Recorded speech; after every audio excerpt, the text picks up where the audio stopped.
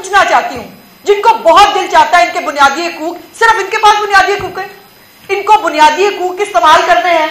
پاکستان میں آئین کو نام ماننے کی تقریریں کر کے، ان کے بنیادی حقوق انہوں نے استعمال کرنے ہیں پاکستان کے اندر جو ہے اداروں کے سربراہان کو کھلی ننگی دھمکیاں اور گالیاں دینے کے لیے،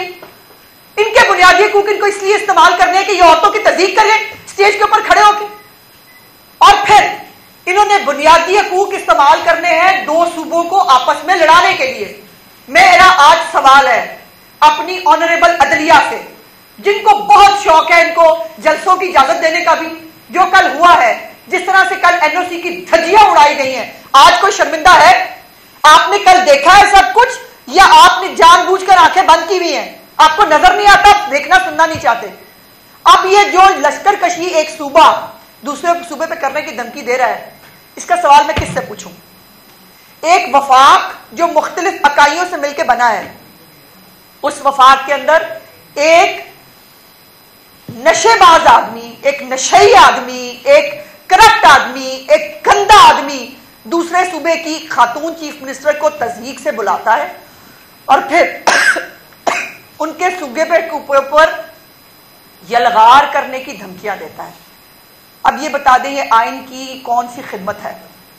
یہ یہاں پر بنیادی حقوق جو ان کے ہیں، اس کے بعد ہم پنجابیوں کے بنیادی حقوق ہیں، میں یہاں پنجابی پختون کی بات نہیں کرنا چاہتی، لیکن کچھ سوالات ہیں جو مجھے اٹھانے پڑیں گے، جو مجھے پوچھنے پڑیں گے کہ آپ پاکستان کے ساتھ آخر کرنا کیا چاہتے ہیں؟ یہ عمران داری پاکستان کو آج تک کتنی مہنگی پڑی اور مزید کتنی مہنگی پڑے گی اس کا اندازہ ہو رہا ہے کسی کو؟ معیشت اوپر جا رہی ہے، معیشت بہتر ہو رہی ہے، مہنگائی سنگل ڈیجٹ پہ آ رہی ہے، وہ اپنا فتنہ فساد لے کے باہر آ گئے۔ اور ہاں 15 دن میں گنڈا پور نے اپنا لیڈر رہا کرانا ہے، میں 20 دن دیتی ہوں، کرائے رہا، دیکھتے ہیں۔ ان کو کہتے ہیں کل اتنا ڈپریشن کا عالم تھا کہ پریزیڈنٹ الوی سے لے کر نیچے وہ باہر بیٹھے ہوئے سارے جو انقلابی ہیں وہ fake video fake video share کر رہے ہیں، اور یہ جب نکلتے ہیں یہ صرف فساد کر سکتے ہیں، یہ جب نکلتے ہیں یہ جلاؤ گھراؤ کر سکتے ہیں، اور ان کے خمیر میں شاید اب یہ شامل ہو گیا ہے کہ ان سے انسانوں والی کوئی بات، ان سے کوئی تہذیب کی بات، ان سے کوئی امن امان کی بات آپ ایکسپیکٹ نہیں کر سکتے۔ ہم نے وہ دن دیکھا ہوا ہے جب اپنا گنڈا پوری شہر جو ہے لے کے یہ اسلام آباد کی سڑکوں پہ نا ایک ایس ایچ او کو دے کے بھاگ رہا تھا۔ اس کو پنجاب پہ لشکر کشی کرنے کا جو شوق آیا ہے کر کے دیکھے، اور میں کسی لسانیت میں نہیں جانا چاہتی، میں کوئی صوبوں کو جو ہے وہ پنجاب پختون کی کوئی لڑائی نہیں کرانا چاہتی، لیکن پنجابی جو ہیں وہ اپنی غیرت کے نام کے اوپر بڑے مشہور ہیں۔ اور دوسرا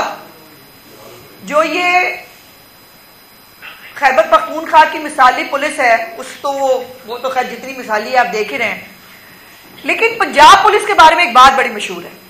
اور وہ یہ ہے کہ نشیوں کا نشہ بڑی جلدی اتار دیتے ہیں پنجاب پولیس والے۔ تو بالکل یہ جو کل ہوا ہے،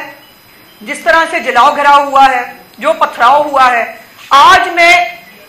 ان تمام لوگوں کے جو سہولت کار ہیں، جن کو بڑا دل چاہتا ہے کہ سارے بنیادی حقوق جو ہے وہ صرف پی ٹی آئی کے ملزمان کے ہیں، وہ 9 مئی کے دہشت گرد ان کے ہیں،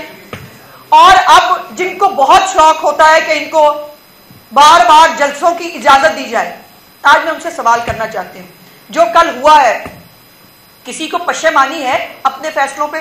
یہ کرپٹ آدمی مریم نواز کو باتیں کرے گا، یہ گندا آدمی مریم نواز پہ جملے جو ہے وہ کسنے کی کوشش کرے گا؟ او بھائی مریم نواز تو بہت بات کی بات ہے، پنجابی عورتیں بہت ہے تیرے لیے، اور آئی ڈونٹ نو کہنا چاہیے یا نہیں، آج میں نے پہلی دفعہ محسوس کیا کہ مجھے عورت نہیں ہونا چاہیے تھا، کیونکہ جو میں کہنا چاہتی ہوں وہ میری ایک تربیت، ایک خاتون ہونا مجھے روک رہا ہے۔ لیکن ایک بات بتا دوں، پچھلی دفعہ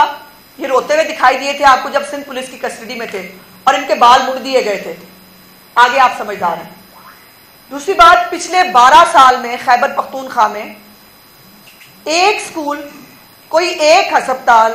کوئی ایک ترقیاتی کام یہ بتانے کے قابل نہیں ہے،